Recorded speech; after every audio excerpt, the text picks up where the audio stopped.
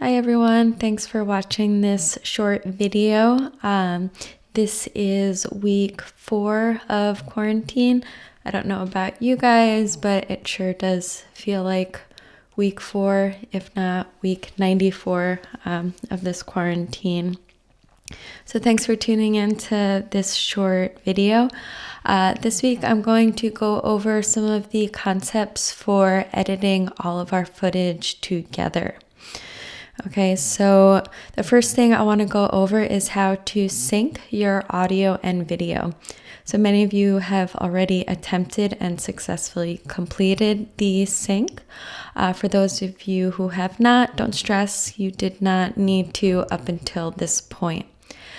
So basically what we do for the sync is we're going to match up the audio from our phones with the visuals from the camera.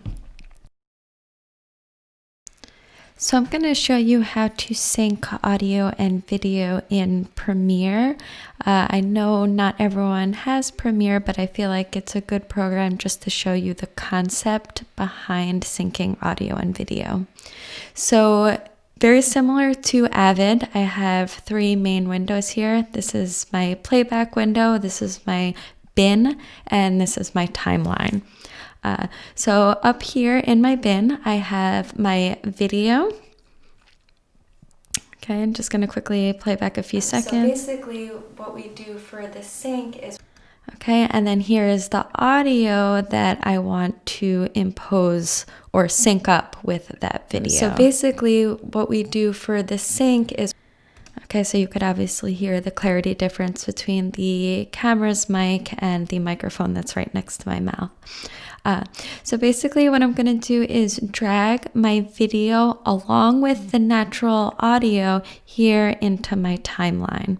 Okay, so just a quick playback. Basically what we do for the sync. Okay, so that audio sounds very tinny. And now what I'm going to do is select that same area of audio. So I use my in and out points here to select that same moment of my speech. And I'm going to bring my audio tracks down into the timeline here. And I'm going to match up the lines as best as I can.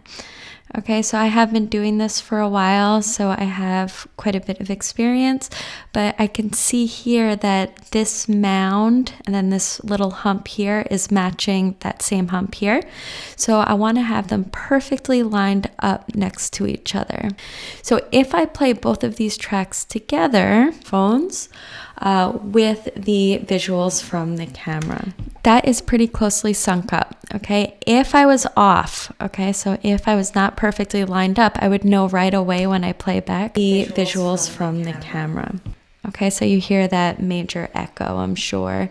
So I'm gonna Command Z to undo and Command Z to undo again. So now they're both sunk up. Okay, but I still need to mute my audio from the video. So I'm going to scroll up here. I'm going to mute this. And now let's look at the quality difference. Match up the audio from our phones with the visuals from the camera. Okay, so that's with the good audio. And just to show you the difference, this is what it sounds like with the camera. With the visuals from the camera. Okay, so that's how you manually sync your audio and video. And again, that concept is pretty much the same for any program that you use. With that said, most programs, including Premiere, like you see here, does offer kind of an automatic sync where the program itself finds those audio waves and matches them.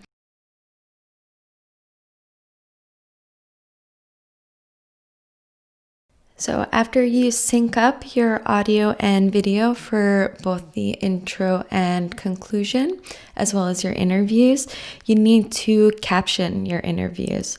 Okay, so in the caption, you want to write the name of the person who is speaking, as well as their occupation. Okay, again, there are many ways to do this based on which program you're using.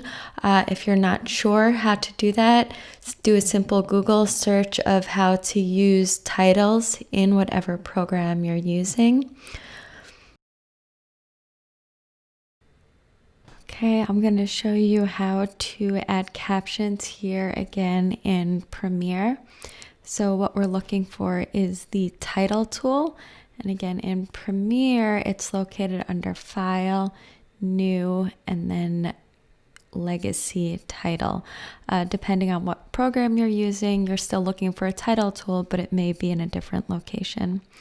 So I'm going to title my title Caption.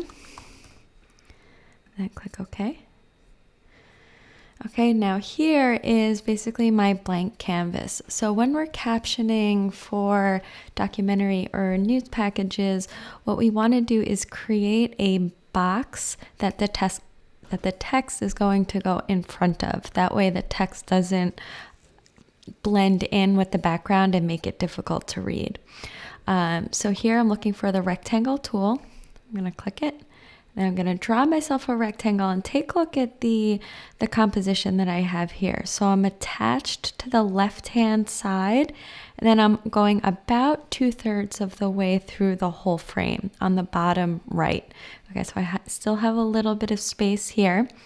And these guides here, I believe I mentioned this during our first project, you don't want to have any text going outside of this outermost guide, just so depending on what device people are viewing your video at, it doesn't get cropped off. Okay, so first we make the box, and now we want to change the opacity of that box to about, I'm just kind of play it by ear here. This is being a little bit touchy on me. So I'll go, I don't know, about maybe 75 or so, close to 75, 74. Okay, and now in that box, I'm going to type my title. Okay, so here I'm going to put my name, Kimberly Ruth. And you could tell this is my text is in white. I'm going to change that to black in 1 second. So put Kimberly Ruth, Professor of Digital Media and Journalism.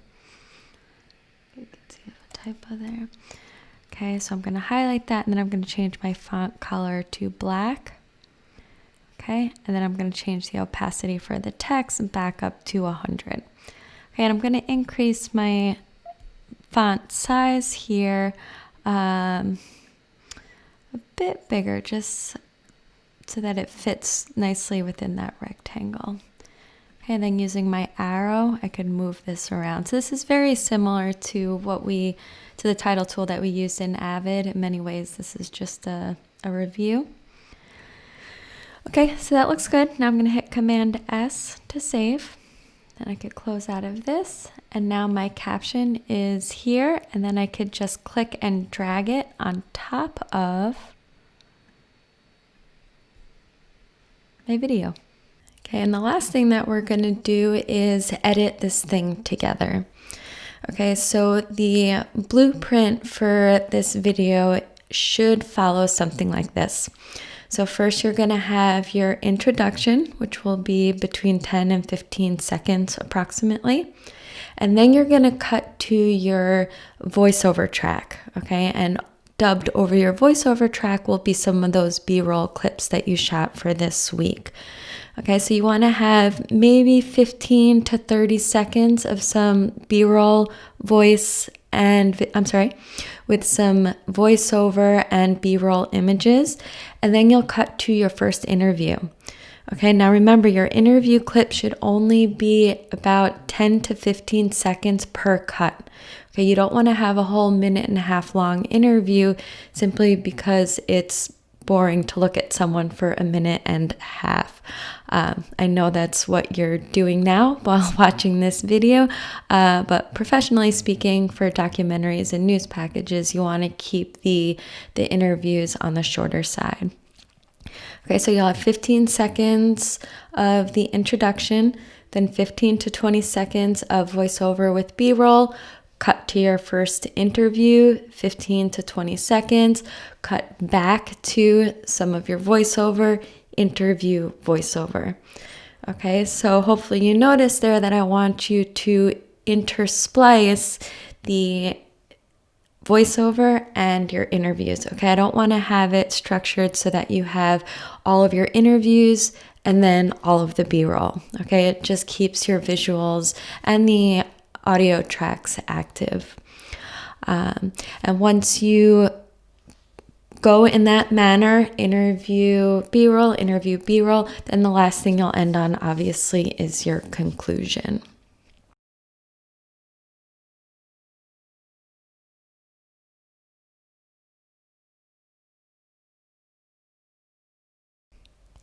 Okay, so with news packages, we don't use rolling credits at the end, okay, and that's because our interviews should be captioned already. So once you conclude with your conclusion, your video is done and you're ready to export and submit on Blackboard. All right, everyone, thank you for tuning in. I will be making another video in the coming weeks, and I'll make sure to email you when that is posted. All right, everyone, stay safe. Bye.